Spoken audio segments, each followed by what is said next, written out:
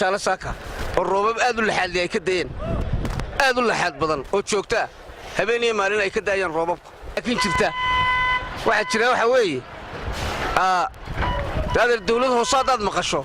waa hygiene and sanitation waa fayadhowrka bulshada iyo dhulka inay ka shaqeyso dawladda shaqada ugu weyn ay qabataa waa fayadhowr haddii fayadhowrka la ilaalin waayo roobabka laxaad kale daayo wadi ka arkaya waxaan dhex fadhino iyo waxa jira meel kasta waa sida haddii wax laga qaban waayo maxaa dhacay xagga caafimaadka water diarrhea other water diarrhea shuban biyood hadduu dhacana hygiene and sanitation ay faraha ka baxaan dee dad fara badan baa kaa leedaya ya iska daweynta kahortagga ka fiican waa yahay cudurrada qaar waa epidemic waa shakhsiyaad bay ku dhacaan qaarna waa epidemic adeer haddii shuban biyood uu bilaabmo oo waxaa aan dhex fadhino uu shuban biyood ka dhaco carruurta iyo umulaha iyo dadka masaakiinta hadda way leedayaan dawladda hoos waxba ka qaban mayso carro lagu shubayo in la hagaajiyo oo laga shaqeeyo ku baanta waxaynaa shaqo ku lahayn bay mas'uulkuna iyo ku yihiin iyo dhul la iibiyey oo ku-xigeenkii ugu darayay soyaad fahmin meel kastood marta waxa la dhex fadhiyaa uskaga hilibkii qudhmay xashiiskii qudhmay biyihii qudhmay ayay dadku dhex fadhiyaan oo cidina aanay waxba ka qabanayn war fayadhowrka hadduu xumaado dee caafimaadkuna u xumaanaya on the other hand isbitaal baa ku yaalla wajaale hawlwadeennada isbitaalka joogayna waa laga wada eriyey nin baa dhex jooga ninkaa dhex joogaa dee muxuu ka qaban karaa waa kane waxba kuma soo kordhin karo waxa wada shaqaynoo isbitaalka iyo dawladda hoose ka dhexeeyaana ma jiraan qaybihii kala duwanaayeen maxay ahayd caafimaadka xanaanada halka ku taalla mchka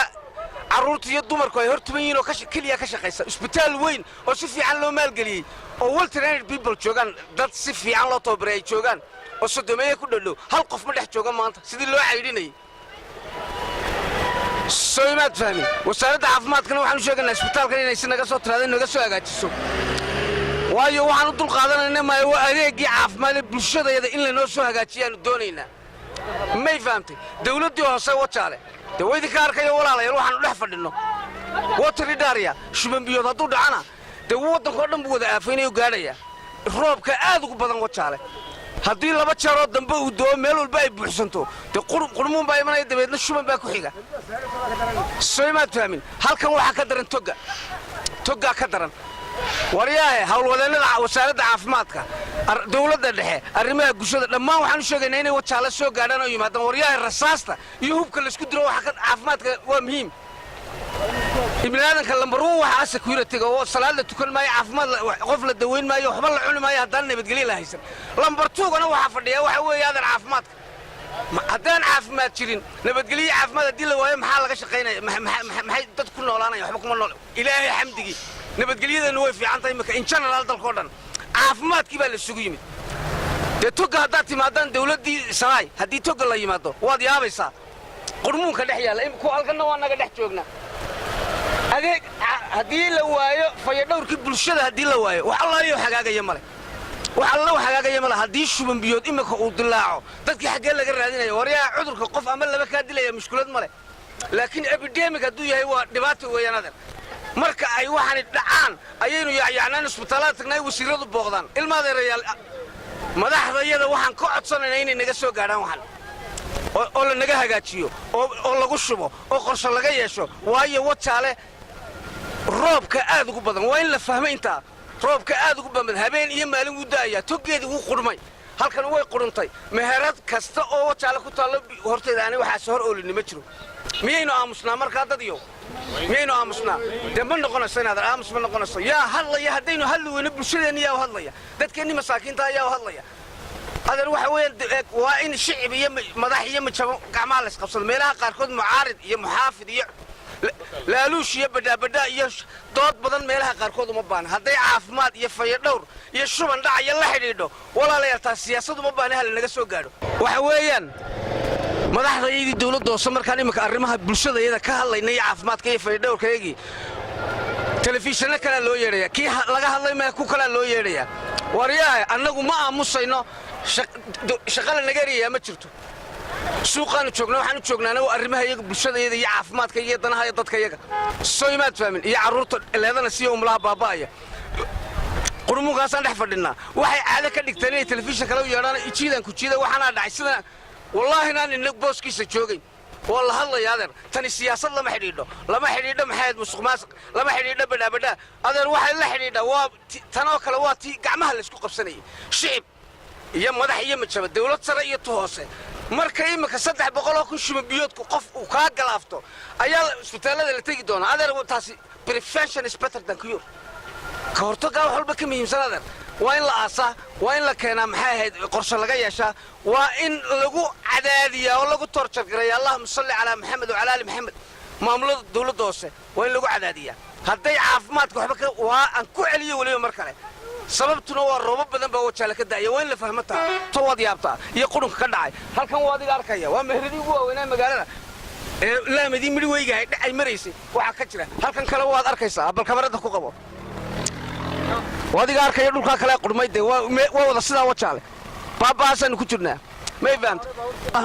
adeer caafimaad bay la xidhiidhaa caafimaadkan in la siyaasadeeyo maaha wasaaradda caafimaadka waan u yeedhaynaa waan u sheegaynaa waan ugu baaqaynaa fariintaan u dirayno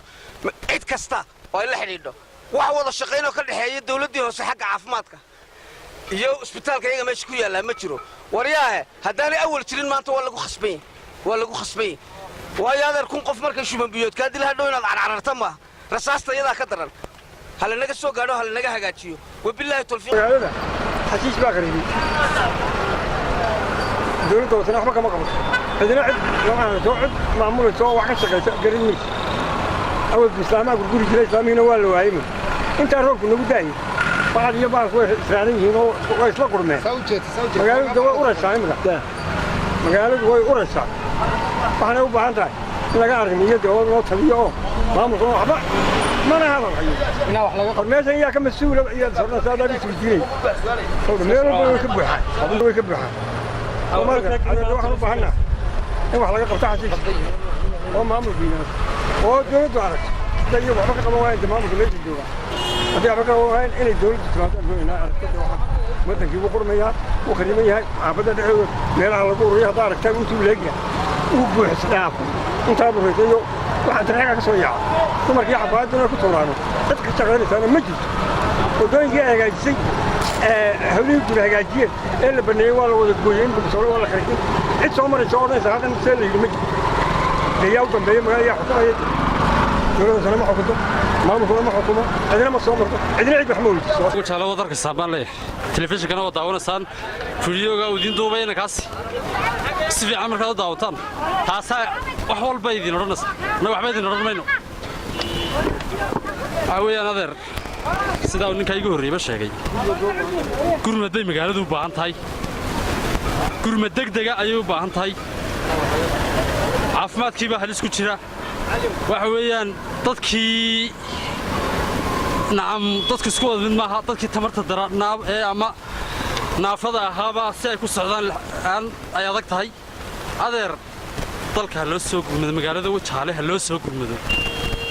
dawladda hoose horteedii baa dhimatay ood la yaabaysaa iska daawa meel kale meeshii laga maamulayay magaalada degmada Tugujaale waxay qabtaana idinka cid ka sheekeynaysaa ma jirto cid ka hadlaysaana ma jirto maanta ka horna arrimo noocaas lagama hadal adeer gurmadu baanta magaaladu wallaahi way dulman tahay magaalada Wajaale maamulka haystaana hoos ma eegayo meel uu eegayna ma garanayna anagu runtaan idin sheeganayo markaa waxa laga qabtaa gurmad degdegana